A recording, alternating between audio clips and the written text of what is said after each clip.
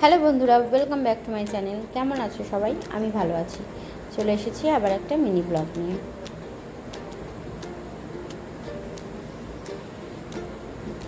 Heavy লাগছে বল? হ্যাঁ, নিজের বাড়ি এসে আম খেতে বিন পয়সায় গাছ থেকে পেরে।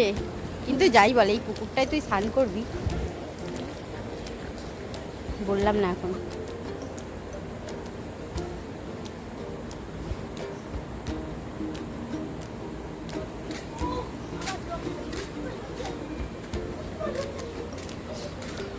দাঁড়া, আমি চেঞ্জ করতে যাচ্ছি।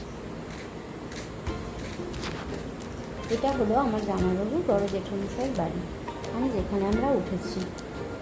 ওনাদের বাড়ির ভিতর যে কাঁঠাল গাছটা আছে তাতেও অনেক কাঁঠাল ধরেছে।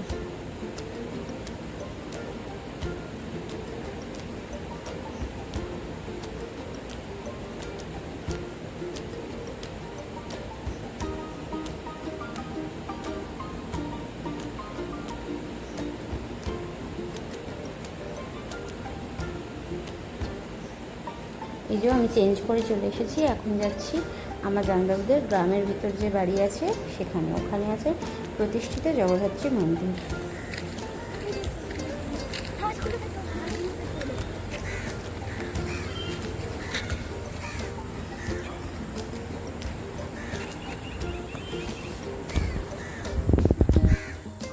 এটা আমাদের কাছেই আসছে।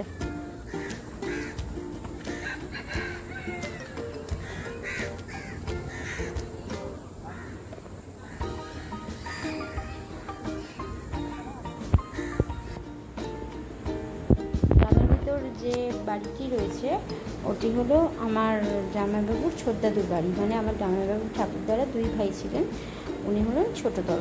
ওনাদের বাড়িতেই রয়েছে আমার দিদিদের প্রতিষ্ঠিত জগদ্ধাত্রী মন্দির। তো আমরা এখন সেখানেই যাচ্ছি। আর এখানে পাশে একটা খেজুর গাছ আছে, তো রাস্তায় অনেক খেজুর পড়ে রয়েছে।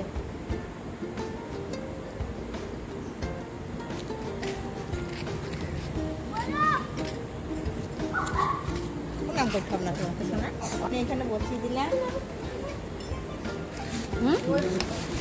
করে নাও। করবো তো, তুলে নি। এই যে চলে এসেছি আমরা জগদ্ধাত্রী মন্দিরে।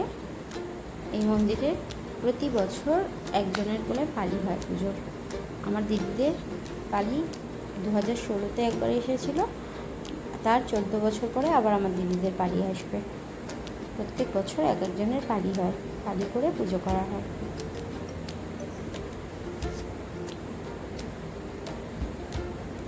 আর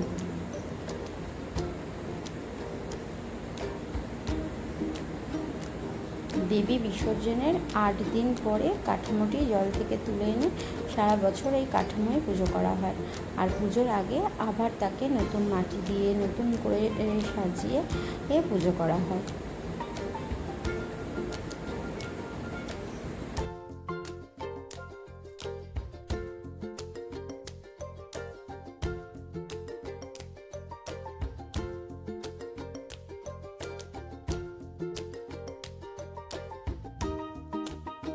চলে এসেছি ওপারে থেকে, এবার ইনি নেমে পড়েছেন পুকুরে। মানে আর তো এনাকে আটকানো সম্ভব নয়, ওনার তো গ্রামে এলে এটা সব থেকে প্রিয় কাজ, জলে সাঁতার কাটা। তো নেমে পড়েছেন উনি জলে সাঁতার কাটতে। প্রায় 1.5 থেকে 2 ঘন্টা উনি জলে এইভাবে দাপাদাপি ঝাঁপাঝাঁপি করেছেন। আর গরমের মধ্যে তো পুকুরের জলে এরকম স্নান করতে ভালোও লাগে, আরামও লাগে। আর কলকাতায় তো সারা বছর পায় না, আর এখন তো তার মধ্যে হোস্টেলে থাকে, তো সেরকম এইসব আনন্দ করার সুযোগ আর হয় না। তাই এখানে এলে একটু ছাড় দেওয়াও হয় এসব মজা করার জন্য।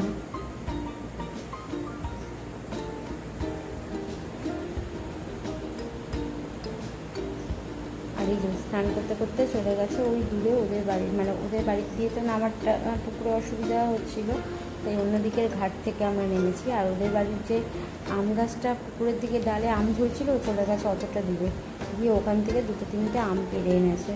আদৌ আমগুলো পাকা কিনা জানে না, কিন্তু দেখতে পেয়ে ওর হাত পৌঁছেছে যতটুকু, তো সেখানে যে কটা আম ছিল 3টে বোধহয় ছিল, পেড়ে এনেছে। এই যে হ্যাঁ 3খানা আম পেরে নিয়েছে।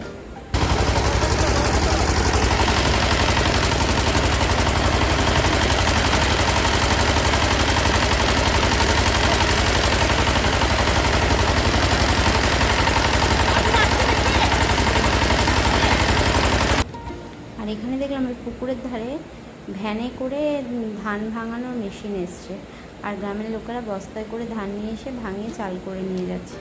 ওই ওপরের দিকে ধান ঢেলে দেওয়া হচ্ছে, আর এই সামনেটা দিয়ে সেটা ভাঙানোর পর চাল হয়ে পড়ছে, আর পাশে চালের মানে ধানের যে ভুসিগুলো সেটা জমা হচ্ছে। কি সুন্দর না ব্যাপারটা, গ্রামে এলে কত কিছু দেখা যায়।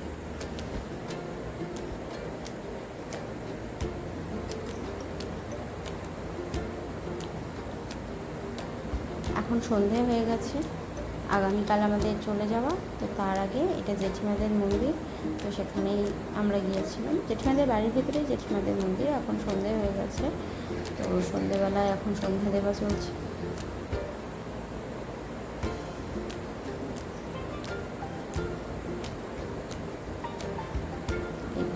জেঠিমাদের প্রতিষ্ঠিত রাধাকৃষ্ণ।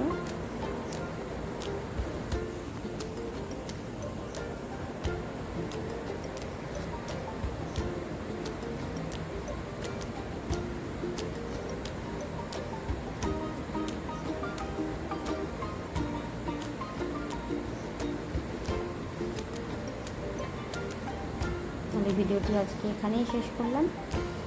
ভিডিওটি কেমন লাগলো জানাবেন, আর ভালো লাগলে একটা লাইক কমেন্ট শেয়ার করে দেবেন। আজকের মতো এখানেই শেষ করছি। সবাই সাবধানে থাকবেন, ভালো থাকবেন, টাটা।